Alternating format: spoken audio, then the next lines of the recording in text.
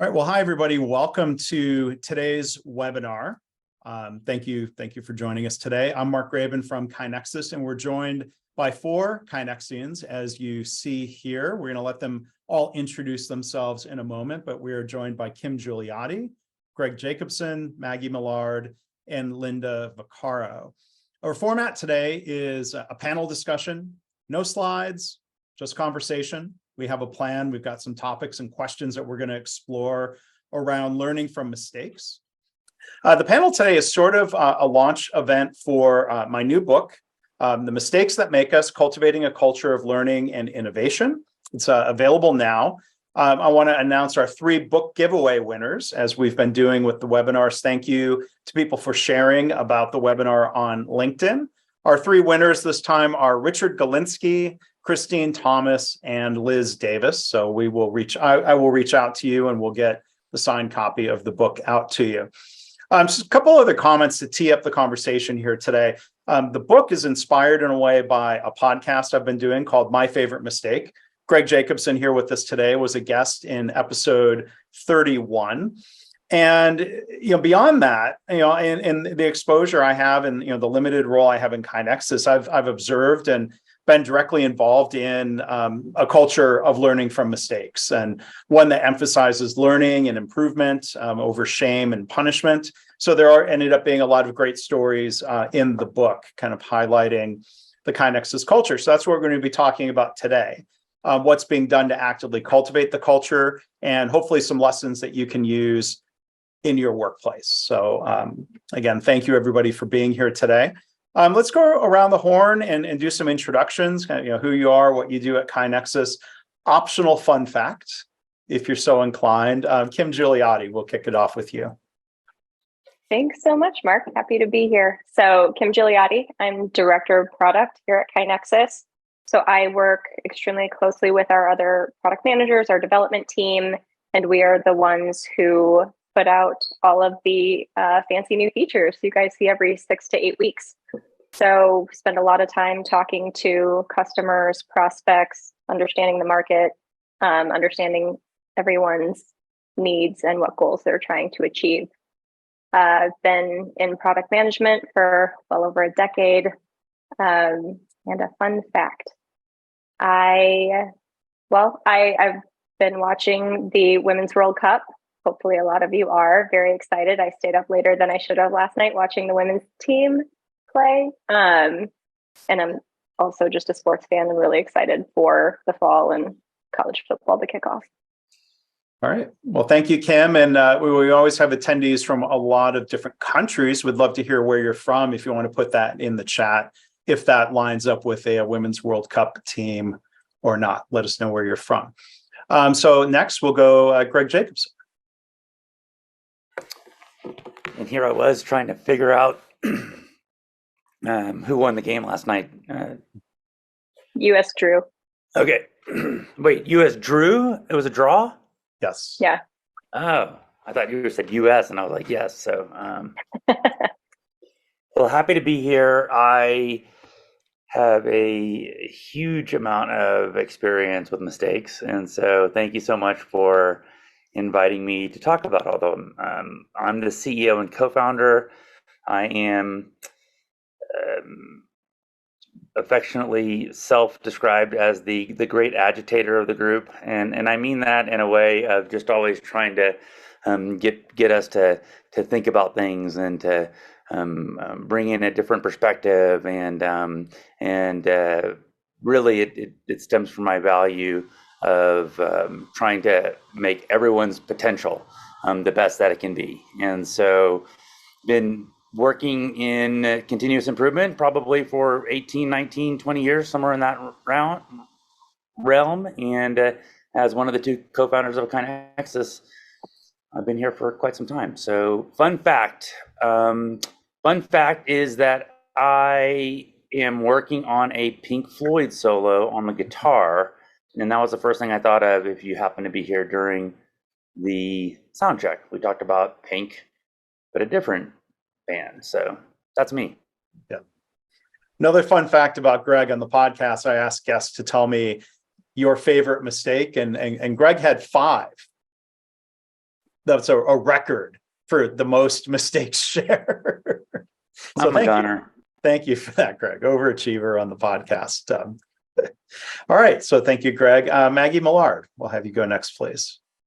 Hey, I'm happy to be here. I've been at KaiNexus since 2012, and this is the first time they've let me on a webinar. So hopefully I make it through the whole thing without saying anything embarrassing. I've been here for a long time in a variety of roles, most recently as a vice president and head of customer experience. So I work a lot with our teams that support customers, the account managers, training, support, solutions engineering. When our customers meet with our team, it's usually those people. Fun fact, I have 34 houseplants. I counted this morning, and now that I've learned how to propagate them, it's about to get a lot worse or better, depending on your perspective of houseplants. Thanks, Maggie. I don't think it's a mistake to have you here today. You could prove us wrong, but thank you for... It's good to take chances, Mark. Yeah, I think it's a good, reasonable chance we're taking here today. And then next up, we have Linda Vaccaro. Hello, I'm Linda Vaccaro. I have been here at KaiNexus for about 1.5 years as a senior lean strategist. And what I do in that work is connect a lot with our customers, as well as prospective customers to a degree, making sure that the design of their KaiNexus instance aligns with the way that they're doing continuous improvement on the ground. I've been doing continuous improvement work for about 18 years. And so I have a fair bit of experience prior to coming here to KaiNexus. One fun fact is that in addition to being a KaiNexian, I am a sometimes balloon artist. Mm-hmm. Another fun fact is that I am in Pittsburgh, not Texas. Yeah. Do you have a favorite balloon animal to make, Linda? Additional tidbit on top of a fun fact? Yeah, I like making giraffes. Very cool.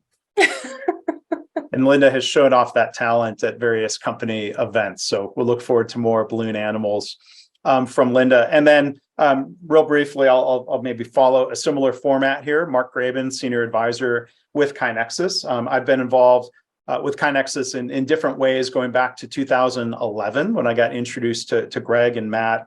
The co-founders, I managed the webinar series. I have, as I describe it, kind of a very part-time role with KaiNexus, but like a full belief in the mission and the software and the team. So I am thrilled, as always, to be part of the KaiNexus team. And I'm thrilled that we're here today to talk about something that's important to all of us, and that is culture and leadership and what we are trying to do within KaiNexus. So I'm going to throw a question, and we're going to have some, I think, opportunity for fairly freewheeling discussion here today. But I'm going to start off with a question directed to Greg, and then others can, of course, chime in.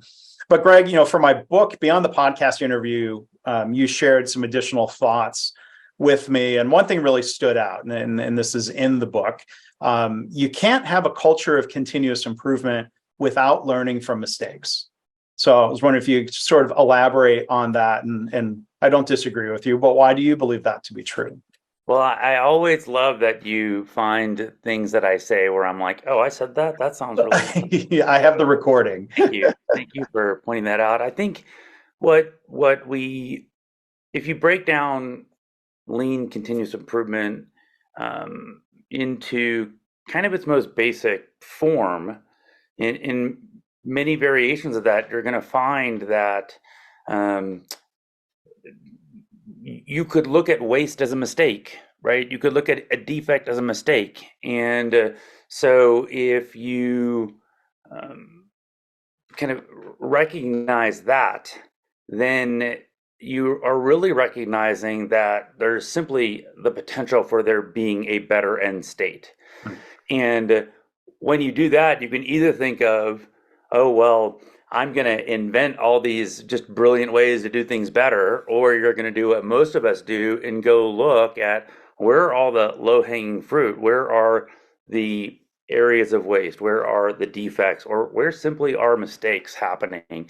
And so I think it's kind of a shortcut for individuals to get right down to what is a way that I can improve in a value add way. So if you can open yourself up, open your team up, open your company up to saying mistakes are not a bad thing, but mistakes are opportunities for learning, then I think you have maybe made the single most important step in developing a culture of continuous improvement, which I'll define simply as every single person in the organization improving every day.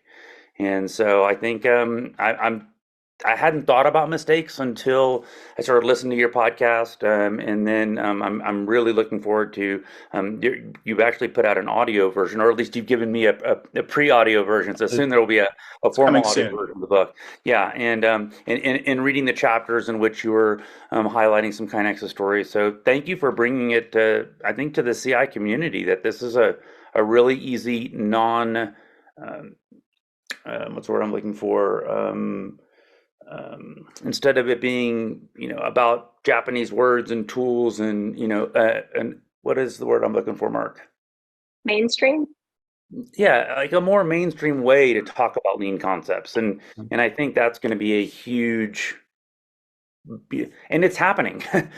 You can't go read popular books today without there being lean stories infused. And I think that that's happening. And I know I'm changing the subject and talking a little bit too long, and I'll pass that back to you. But it's happening where lean is just becoming part of the way business is done. And part of that is just using the vernacular that we all use in an everyday way. And mistakes is one of those. Yeah, and I think mistakes are just one driver of opportunities for improvement, but it's a pathway, and I think it's one that, if ignored or stifled, it's going to hold us back. I think too that if you're asking people to improve, you're asking them to make mistakes. When someone goes out on a limb to try something a new way, there's a chance that they're going to fail. And if you want them to improve, you have to give them the freedom to fail and to know that it will be okay if they do. Yeah. Can anyone think of some examples of, as we drive a lot of improvements internally and continue innovating, an example in the context of, a software company like KaiNexus of, freedom to fail and learning from it? I've got lots of examples. Go ahead.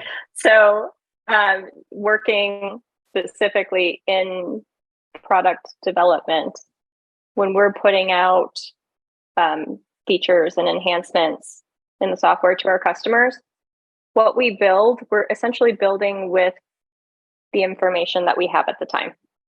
And I don't know that we ever get anything perfect. I doubt we ever have gotten anything perfect the first time it goes out. But that's the beauty of agile development, which we're an agile shop at KaiNexus, is that you get it out there again with the best. You created something with the best information you have at the time, and then you start getting feedback. So we're constantly getting feedback about how we could tweak this to make this better, or if we could do this over here, more people would be able to use it for another use case. So we're constantly receiving feedback on how we could make our product and the features we release better. Yeah, because there's this range of possible mistakes. It could be a mistake in understanding customer needs. It could be a mistake in execution.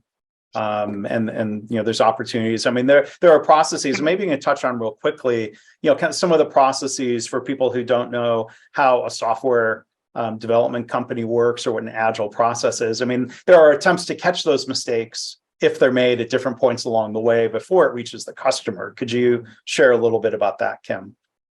Yes. This is jumping ahead, but this is going to get into your psychological safety. Oh, that's all right. Talk about. But there are so many checks along the way. The team that's working on, excuse me, let's just say like one user story. So one feature that we're going to put into a release. The product manager has meetings with customers, prospects. Our customer experience team internally to gather as much information as we can. We create a mock-up, we write the story, we take that to the developers. Right away, we're getting feedback from the developers on whether things are unclear, whether things are missing. Could something be worded better? Did we forget about this use case? So we're already getting feedback on things we may have missed or are incorrect. From there, the developer takes it and they actually start coding the feature. And once the feature is coded, they do what we call a pull request. So every other developer on the team actually goes through and kind of proofreads, does like a code review and looks over their code and then makes suggestions of, hey, did you think about doing it this way instead? Or if you did it this way, you could have a performance improvement. So they go through that process. Then after it's pull requested and everyone's done their review, then it goes to our QA team, and they're the ones that test the feature. Does it work? Does it, the product manager said it has to do X, Y, Z things. Does it do all those? When we released the new code into the platform, did it break anything else downstream? And then if it did, then the mistakes they're catching are, we call them testing defects. Those go back to the developer to fix. So everybody is constantly reviewing everyone else's work. So there's a lot of trust and psychological safety involved there throughout that whole process. Mm-hmm. And then, Maggie, with the teams you lead, customer facing in different ways, like, do you have some thoughts on like some of that feedback cycle, if you will, if something does reach a customer or if there's something that they think is a mistake, what happens then? When the product defects make it to customers? Yeah, or if something's just confusing even. Mm-hmm. I think a lot of that is just communicating with the customers about like what they understand the problem to be. Sometimes it's a product defect, sometimes it's user error, misunderstanding how something should work. And so I think the key is to get curious, figure out what happened, how it happened. We are on the side of over communication, so both internally and with customers, making sure that everybody is on the same page. Yeah, and getting curious it seems like a good habit. For the Ted Lasso fans in the room, there's a famous scene in season 1 where Ted Lasso, I think, quotes Walt Whitman, which may or may not be a mistake, but the quote is great of "Be curious, not judgmental." And I think, that applies to different situations where if something has gone wrong, being judgmental leads to a lot of dysfunction. Being curious and focused on learning and improving, puts us in a better direction. So it's great to hear being curious as a habit. I think that curiosity and acceptance of problems really comes through on the internal processes at KaiNexus too. I know I have made mistakes with the best intentions and nobody ever questions, whether I had good intentions or not. Even when it results in extra work for somebody else, they just jump right in and work to solve the problem with me. And then we identify opportunities to make sure it doesn't happen again. Yeah. And it's funny you talk about intent, just real quick. I mean, there's a phrase that you see used a lot of people will describe an unintended mistake. And like, well, that's redundant, right? I mean, they're all unintended. We think we're doing something that's the right thing to do. And then we learn at some point, maybe it wasn't. But Maggie, go ahead. Sorry. Oh, I was just going to say that there's so much trust in that, to know that you can make a mistake and to know that your team will rally behind you. We talk a lot about focusing on the processes, not people. Mm-hmm. And when something goes wrong, we trust that the person has the best intentions, that everyone is doing their best work and trying as hard as they can. And so if a mistake was made, we get curious and we ask questions about, how did this happen? Like, what was the circumstances that led to this? What process problem do we need to fix? Is it reminders for something or follow up on something or documentation? Recognizing that if someone is trying their best and if they're making a mistake, there's a reason. Yeah. And, the why questions, as we hear so much about in lean or lean startup or other settings, I mean, tone matters, right? I mean, it can be asked in a curious way, like, well, why could that have happened versus why'd you do that? I mean, those whys are not the same, I would say. I'll share a trick that I got from Greg. I hadn't heard it till I joined the organization here, but we try not to ask why. We try to turn that into a what or a how question, because why can elicit feelings of like defensiveness and you did something wrong. Mhm. So that's something that we're like the product organization or KaiNexus as a whole, as we're talking to people and trying to get curious, trying to kind of flip that line of questioning on its head. Yeah. What I'd led like you to tell my toddler oh, that. I'd really appreciate it. Craig? Kim, what led you to tell that story at that time? Uh, Demonstrating that. I couldn't help myself. Demonstrating, yeah, right. Well, Mark asking why it tripped my, just triggered that story in my head, and then I was trying to relate it to Maggie's. We blame processes, not people, but I couldn't do it fast enough, so I'm not blaming you, Mark. No, I'm not taking it that way, but I think some of it has to do with context and culture. Like when I think people know there's trust and mutual respect and constructive responses to things. Language, might not come across as blamey or critical. Like, well, why did that happen? Where in some workplaces, though, you might have to be really super sensitive to the environment and what people have been experiencing. So it's one of those things where what works in one place, whether that's Toyota or someplace else, might not land the same way in your organization. But I mentioned Toyota, and Linda, I want to turn it to you. You have a lot of experience in different settings related to continuous improvement and lean. How would you describe elements of a culture of continuous improvement? We're going to talk about culture of learning from mistakes, but a culture of continuous improvement. How would you describe that? Well, I think that Greg started to talk about this himself as well, but I really think that it comes back to people. And like he said, it's really about every person working to improve every day. And I think that when you start there, you realize that there's a whole network of things that have to happen in order to make that possible. So if we want every person improving every day, then we need to make sure that we're creating a safe space for calling out problems, that when somebody says they did something wrong, that's a positive thing and not a negative thing. And I think that you have to keep in mind also that in continuous improvement, we're not always moving forward. Sometimes we have to take a step back in order to really move along on our path toward whatever our goal is. But overall, I think that it's rallying your people together towards a common goal on a daily basis. Mm. So I'm curious, open question for anyone who'd like to chime in. Like, why is that important for a company like KaiNexus to have a culture of continuous improvement? Because Greg, my recollection, I think, is accurate. Going back to 2011, that was front of mind for you. KaiNexus was created and born from continuous improvement and to support continuous improvement. I know you and Matt, as the co-founders, certainly were working on that being, a culture within KaiNexus. But to Greg or to anyone else, how would you articulate the importance of a culture of continuous improvement? I'm happy to jump in because you referenced me there. I'd love to say that it's because we want to be internally consistent, or as some people say, we want to eat our own dog food, which that expression has never made any sense to me.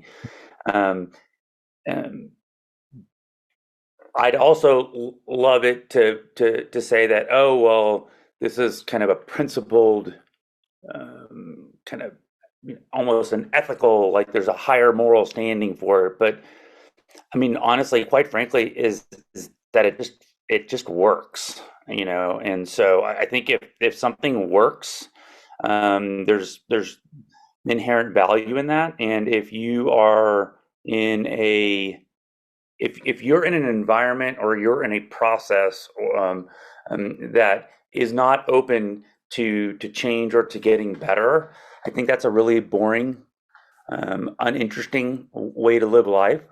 And I think that most likely that is going to at some point no longer be relevant. So it's a much more interesting way to live life, to constantly be kind of thinking through and how. Now, I will say there's probably several different axes to a thought process of how much you can iterate and experiment on. You have to look at what are the regulatory backgrounds. I mean, we're talking about making a medication, experimenting really quickly may not be the most beneficial. You're talking about changing a process in a line. There might be all these unintended consequences. There's going to be kind of what's the disadvantage of the impact of something going out?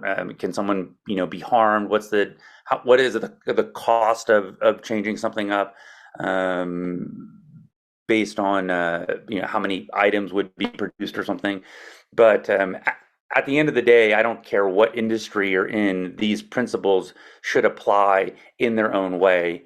So that's kind of my thought. And I'm glad that you thought it was intentional, that we were going to live that life. And I think what I remember from those conversations back in 2011, Mark, was you said, "Oh, you're just a natural lean thinker."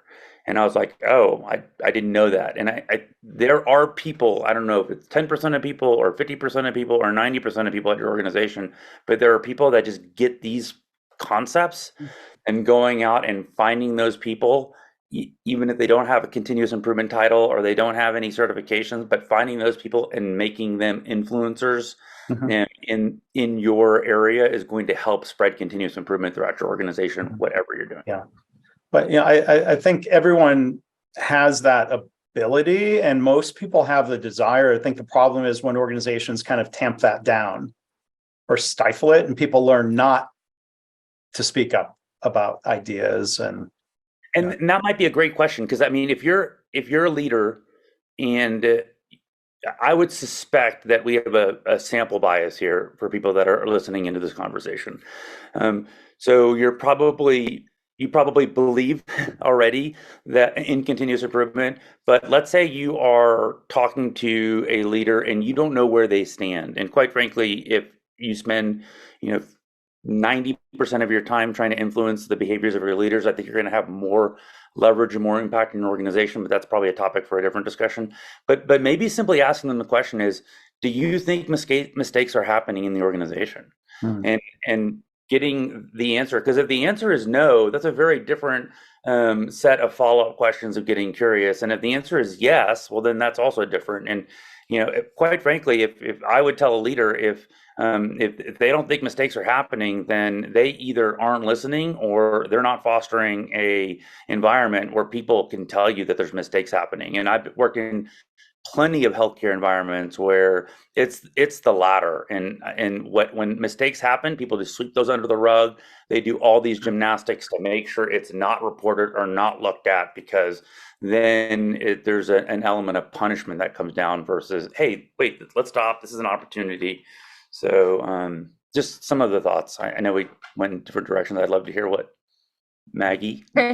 I'll take Greg's answer and bring it down to a more practical level. I'm glad you felt psychologically safe to state it that way. More tactically, Greg often says that the reason for our success is that we hire people to do jobs that are better at that job than we would be. And with the size of my team, if I were responsible for identifying opportunities for improvement in their work, we would fall flat on our faces. I have no idea what these people do all day. And so for them to feel comfortable identifying areas to improve their work, my job can be to help them realize those ideas rather than to come up with those ideas. And that automatically means we're going to be starting from a better place in improvement.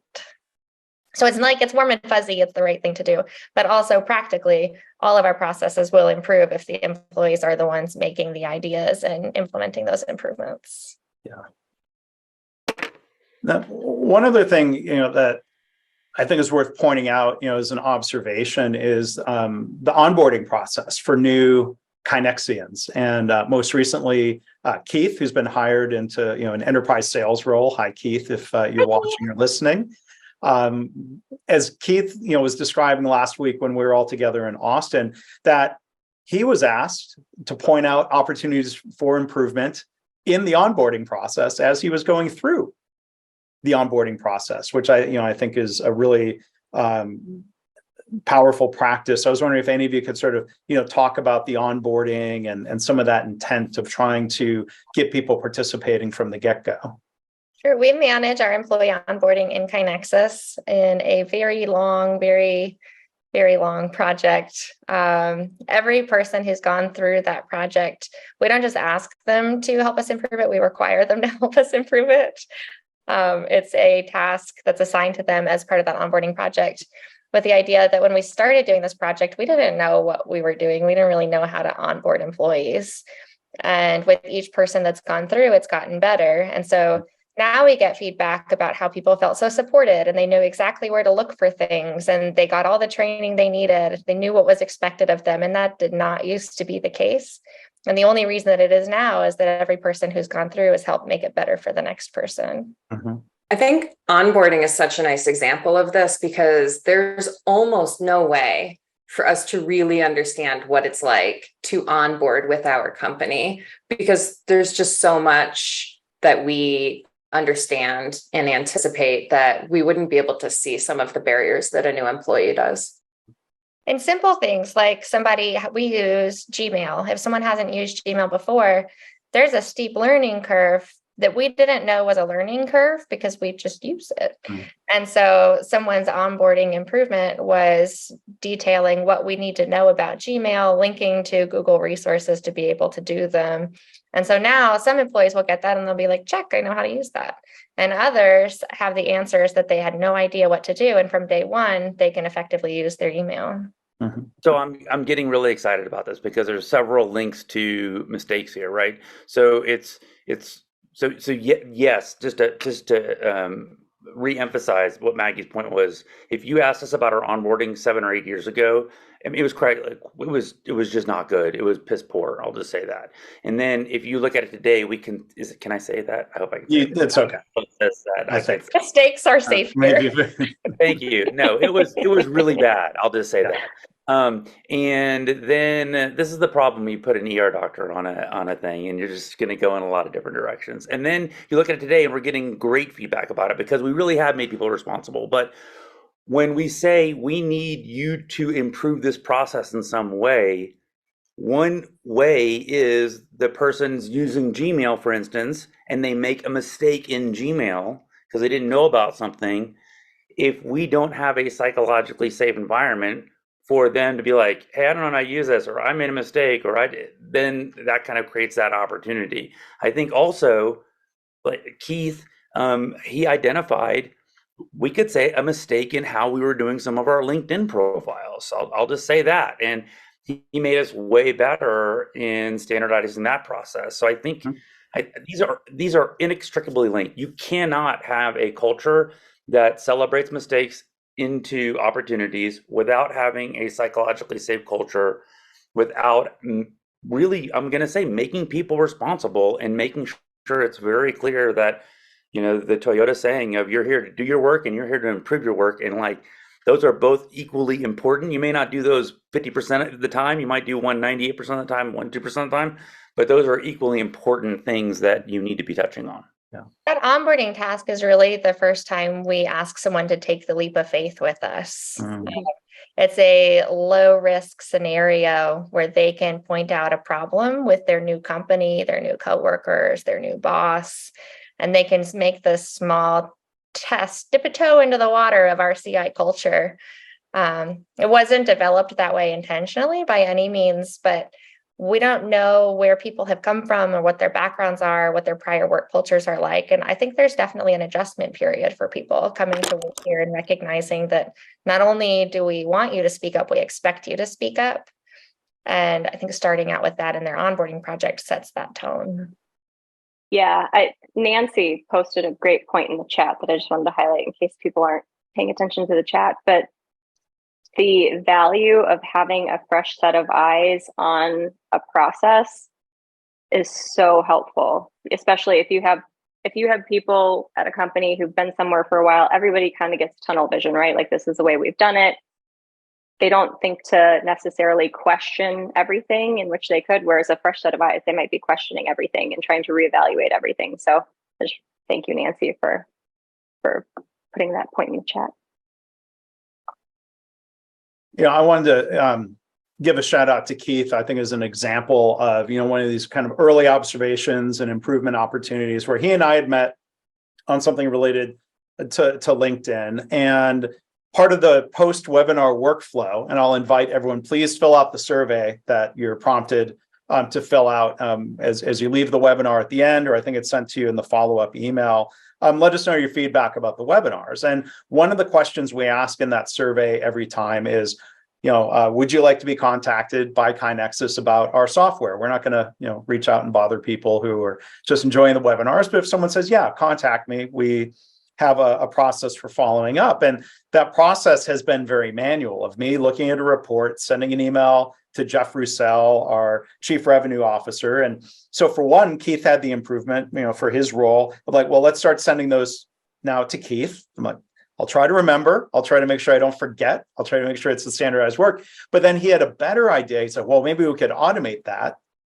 And like, I know enough about HubSpot to go into the back end and look at the form, and boom, if someone checks yes, it's now an automated notification to Keith, right? So now that takes me out of the loop. It prevents the risk of me missing one or forgetting to send it, or the hassle of sending it to the wrong person. So like that back and forth, like it wasn't because Keith has this requirement to participate. Like he had an idea, he shared it. And I didn't hit him with, well, no, that's too hard to set up, or, we haven't needed that. Like he had a great idea, and, we collaborated, and I think it was a good OI. And I documented it in KaiNexus. Is that eating our own dog food? I've heard that the expression drinking your own champagne is another one. Oh, that's better than Kool-Aid. Probably. Yeah. And I was like, well, if you don't drink alcohol, that's not a good one. We need a better expression. Drinking the Kool-Aid is a really morbid reference. Practice what we preach. Practice what we preach. Yeah. But as we kind of shift and talk a little more about psychological safety, and I'll give a quick definition, and we'll hear thoughts from the leaders in the group here. But I think an example, we come back to Gmail. There was a weekly KaiNexus call maybe 6 weeks ago, where somebody shared with the entire group voluntarily of like, hey, here's a problem I had this week. I was waiting to hear back from a customer, or so they thought. They were like, why haven't I gotten a reply? And if I remember right, their message was like caught in a drafts folder or some unsent state. And they noticed that, and they shared it with the team for the purposes of like, hey, everyone, I want you to be aware of this risk. Here's a mistake I made. And then Greg, I remember you chimed in and did two things. One was like the reassuring, well, hey, I've made that mistake too. And then here's the thing I've done to try to help prevent that from happening. So I think that was just a nice little moment of, demonstrating a constructive, positive response to a mistake that somebody shared. They didn't have to share that with the team. I'm glad that they did. So I don't know if anyone else has recollections of that little story, or a different one that sort of illustrates the idea that we can share mistakes without fear of being ridiculed or punished. I think it's really important to empathize with the person. And so I very much intentionally, one, because I've made every mistake that you can possibly make. And I keep trying to teach my 12-year-old daughter that the only reason I'm able to say anything is because I probably made a mistake about what I'm saying. But I think it's really important to empathize with the person and to kind of set that tone to say, one, dude, I've totally made that mistake. And then it's like, oh, thanks for sharing it. The benefit of that exchange is really for everyone else, for everyone else to go like, oh, that's cool. Like, all right, so I can tell about my mistake, and then I can make that a learning opportunity for people. And then I just happen also in that process tactically describe how I have created I probably have a little bit of ADHD traits. I didn't say I have ADHD, I use the word traits there. And so I'm not infrequently starting an email and then getting fragmented to somewhere else. So now I have a recurring task once a week to go through my drafts folder and look through those. So I'd love to hear what everyone else thinks about kind of that strategy. I think what Greg just did is a really good example of how Greg leads our company well. I think our leadership team sets the baseline for the organization and what behavior is acceptable. And Greg is so good at pointing out his mistakes, talking about problems that he's had, kind of showing everyone if our CEO can do this, you can do this too. And that modeling is so important for an improvement culture. I think the other thing that we do that's really important is how we respond when mistakes are made and shared. And again, going back to Greg's point, we want people to know that it will be okay. We want them to speak up, to feel appreciated for speaking up. And the same goes with critical feedback. When I introduce a new process and my team pushes back on the process, that's exactly what I want to happen. And it's not enough for me to just not get mad that they pushed back. I need to follow up with thanking them and actively appreciating them going out on a limb and taking that risk. Because I throw harebrained ideas over the fence all the time, and I need them to push back with the limits of practicality. And the more we can do that, and the more we can do that in a group where I propose an idea and they push back, or someone brings a mistake to the table and it works out okay. The more we can do that, the more we build up that psychological safety and can really focus on improvement.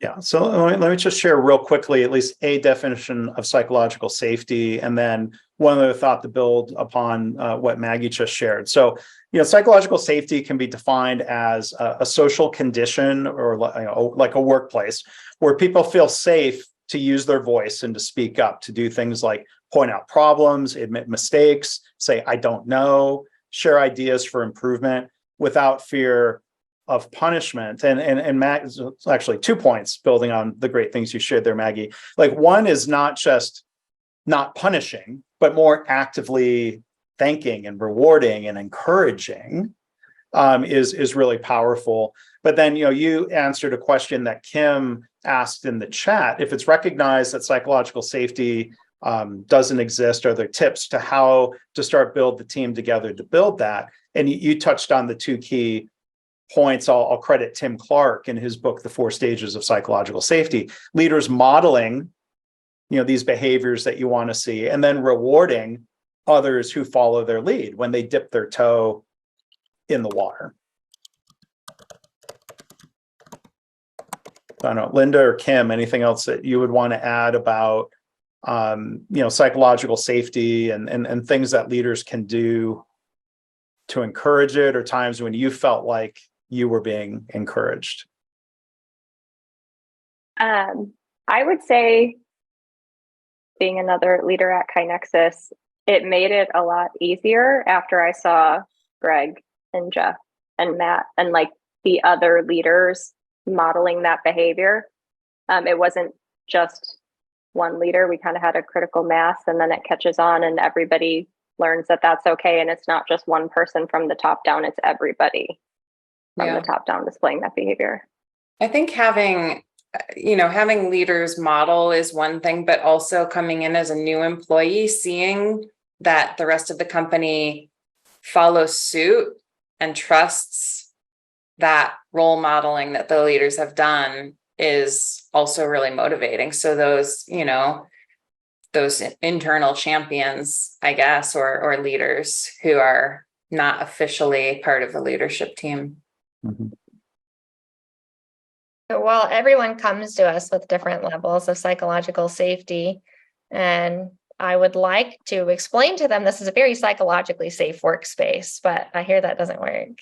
And so constantly modeling these behaviors and rewarding these behaviors is going to build everyone up to that psychologically safe level that we need to be a continuous improvement company. Mm-hmm. And just recognizing not everyone is going to come in that way, and that's okay. And that's our mission, is to work with people, work with the culture to make everyone feel more safe.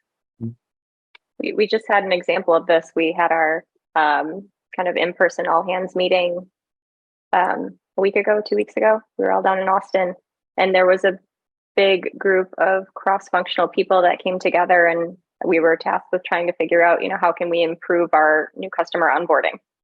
And we started that meeting. I forget if it was you, Stephanie, or if it was you, Linda, or if it was Stephanie, that kind of laid out the ground rules ahead of time. And it was we're going to highlight process, not people. We're going to assume everybody has the best intentions, right? We're trying to raise, how can we make this problem better?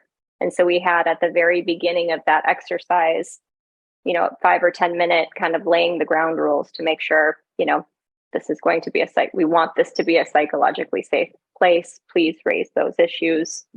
So it was just a really good example of that coming together. Yeah. Mm-hmm. Yeah. And, you can encourage and invite the speaking up, and then, and that's good. But then, like Maggie said, you can't just mandate this is safe, therefore you should feel safe. Like somebody has to learn and figure that out on their own through what they're seeing demonstrated and the interactions they're having with people. It really does.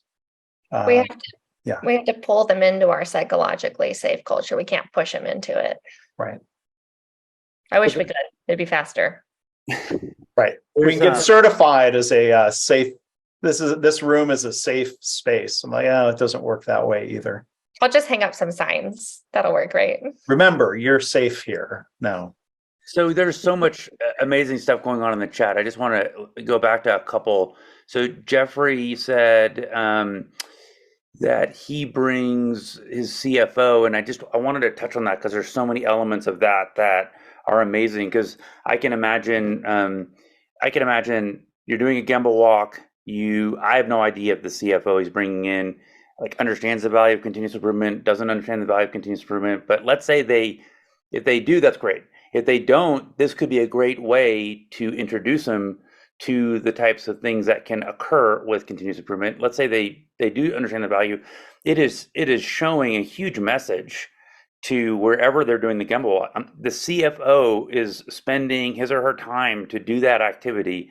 Huge. I think that I would make sure to coach the CFO that yes, they have fresh eyes, but to hold back on making recommendations versus getting super curious about different areas. And I think that'd be a super interesting. We could probably do an hour just on that of how do you ensure that CFO fosters curiosity and fosters a safe environment, because you're really trying to go to people in the Gemba and say, hey, what are issues you have? And then if a person's like, oh, well, why did you do it that way? Or, that could actually detract.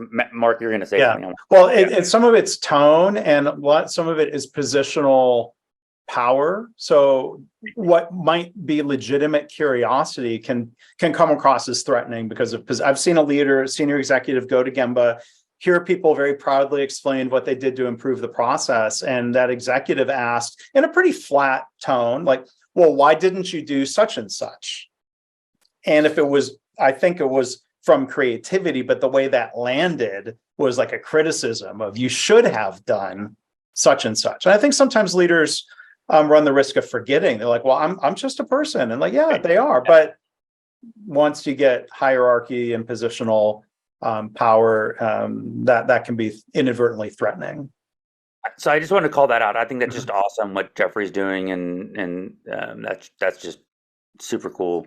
And then there was a whole bunch more, and I'm going back and forth between not being able to see it, but there's a lot going on with psychological safety and I was apparently chatting to the wrong group during this, and everyone felt Kim felt psychologically safe to tell me you need to change your settings. You're not chatting to the right people. Oh, because there's a setting for chat with everyone versus chat with hosts and panelists. And there's another comment I'll read real quickly, and then we do have 2 questions from the audience.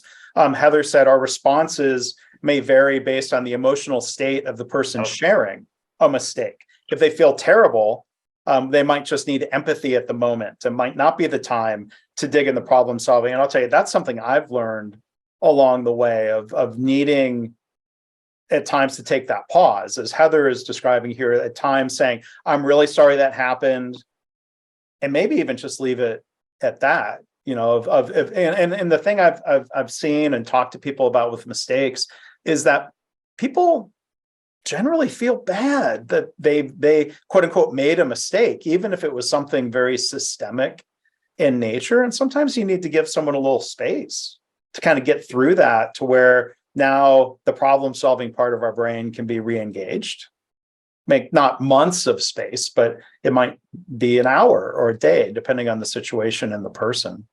Respect that. while we're hanging out in the comment section, I really liked Paul Vanderklee's question, how do you distinguish safe for mistakes versus accountability? I think that's a good point to call out, that safe for mistakes doesn't mean a lack of accountability. To me, the important thing is, how does the person respond to that mistake? Do they hide it? Do they cover it up? Do they accept responsibility for it? And can we work together to improve it? Is it a conversation that they're willing to engage in? Are they looking for process improvements? Are they open to process improvements? What can we do together to acknowledge the mistake that happened and move forward from the mistake together? And I think that that's really key. Making mistakes, like, great, make mistakes, make all the mistakes you need to make in order to keep improving things. But the response to it is also important. That's a great point. And also just getting curious about, well, how did the mistake happen? Like, did the person that made the mistake, were they not adequately supported? Is there something that we could do, education wise? Do they have too much on their plate? That is a big part of it, making sure that employees are adequately supported, and, everybody drops the ball now and then, right? It goes back to, what was the intention? I think this is a dilemma that a lot of us in the continuous improvement field struggle with, though, is how do we accept that mistakes happen, that problems occur, and also hold people accountable to the standards that we've agreed upon. And I think that you are both hitting the nail on the head when you say that the key is that we talk about those mistakes, right? And so when something doesn't go as planned, when we take the time to say this problem happened, and then the next step to say, how did this happen, given that we have this standard that we thought was sufficient to make us successful, that's how we manage that accountability, making sure that we're using that opportunity to grow. Such a nuanced question. I love it, because when we talk about a principle or a concept, we talk about it in almost binary ways, just so we can articulate what we're trying to articulate. And it obviously is going to lack a huge amount of nuance, right? I mean, this is a super nuanced question. And I think the things that I would be thinking about with regard to this is this the 8th time this person's made this mistake? And 100 people do this process, and this is the only person that makes this mistake. And then I would get into, well, at that point, it probably is not a process issue, but it may be a process issue for this person, because maybe they have a disability, maybe they lack critical judgment, maybe they have a different experience level. So, like, even though they're the only one out of 100 people, that could be the only one that made the mistake. There could still be reasons that it's still a process problem. But correct me if I'm wrong, Mark, that the 85-15 rule, it does account for that. Some of the time, it is a person that just made a mistake and did a problem, and there really wasn't an opportunity. Yeah. Well, so I mean, there's this question of systemic causes of errors, and Dr. Deming. I mean, you throw around numbers like 93%, or we don't know the exact number, but I think directionally the point is a vast majority of problems have some sort of systemic cause. But I still think there's this question of, okay, well, what do we mean by accountability? I still think there's great risk in punishing an individual's mistake, because then that teaches people to not admit a mistake, right? So, like, one example, and I shared a little bit about this in the book, I mean, there's certain mistakes you try really hard to prevent, whether that's in the healthcare setting where Linda and Greg have worked a lot. I mean, there are certain mistakes that I think we could say in a non-judgmental way are preventable, and we should really prevent them because that mistake could be fatal to a patient. We're not going to view that kind of mistake the same as we would of, like, well, we tried a LinkedIn targeted marketing campaign and I think we wasted $500. Like, those are not mistakes that are created equally. But the question comes back to, what do we do in the aftermath of a mistake? And, there's just that old habit of, punitive responses that I would argue just ends up being counterproductive. If our goal is to reduce mistakes over time, I don't think punishment helps. It might. Yeah, no, I think you hit the nail on the head there, Mark. It's completely so. Like after let's just say it's 93, whatever the number, you've decided that this was a person issue. What are you going to do about that? And I'm reminded by, and you know names better than I, but there was the nurse that lost her license. We participated in the panel. Redonda Vaught. Yeah, the fact that they went through and punished her in the way that they did, like invariably, like there's just, it's really hard to make the jump that there will not be people hiding mistakes of huge caliber, because it was her that came up and said, wait a minute, I made a mistake, this happened. And when you look at the mistake she made, it was really clear that there were huge process elements with that, like not minor ones, but like huge ones. And then the fact that someone gets punished on that, I understand that the impact of the mistake was huge. Right. But you have to understand what that signals to the other, I don't know if there's a million nurses and, millions. How many millions of nurses and millions of doctors are going to be like, oh, so that's what happens if I talk about this mistake. But bringing it back to KaiNexus, I sidetracked myself. The one example of doing the testing, the penetration testing to make sure that KaiNexus does not get hacked, and there is a lot of investment in testing of text messages, phone calls, emails, basically trying to trick people into giving up a password or access to something. And as I shared in the book, the example of telling people, if you think you've clicked on something, you will not be punished for telling us, because if it was actually an attack, the impact of that is going to be far worse by not saying anything. It doesn't mean there's no accountability or we don't care, right? These are kind of nuanced situations, but we're running out of time for nuance. But go ahead, Maggie. I clicked the link. It was me. Why'd you do that? No, I clicked the link. I immediately figured out what I did and I reported it.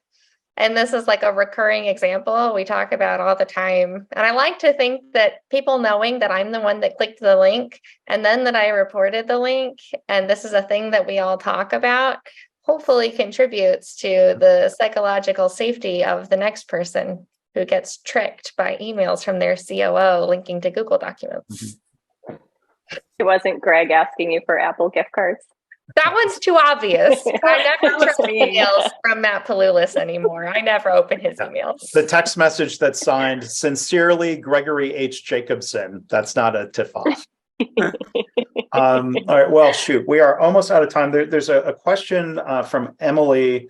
To summarize it, how do you what do we do at KaiNexus to help create space and time for people to participate in improvement? It's one thing to collect ideas, but are there certain practices to help people have time for action? Well, that's tricky because I feel like it's such a core job responsibility. Like it's not something that I set aside separate time for. It's you're working on a project. Part of working on that project is improving it. So whatever time they're working on the project, the improvement's just baked into it. I think we integrate into the course of our work a lot of opportunities to capture problems, even if you can't do the improvement in that moment. So we, have some shared task lists where we can jot down our ideas or problems for the time being until we're able to come together as a team and figure out what the next steps for them are. And we make space at our regular company-wide meetings too. Yeah, I was going to say that I think we have, because we're a startup and because we are constantly solving new problems, we're expanding our product, we're changing internal processes, we have a bigger team. It's truly just built into everything that we do. I think the challenging thing would be is if you were in a different kind of environment where the distinguishing act of are you doing value add work or are you doing improvement work is going to be further differentiated, and so it's going to have to be disciplined. I just don't know how else you could do it other than literally taking someone out of what they're doing, or just saying pause. You don't need to make more widgets or do more whatever you need to do, but like we need to set aside some time to do improvement work. I don't know if there's an easy answer to that. Okay.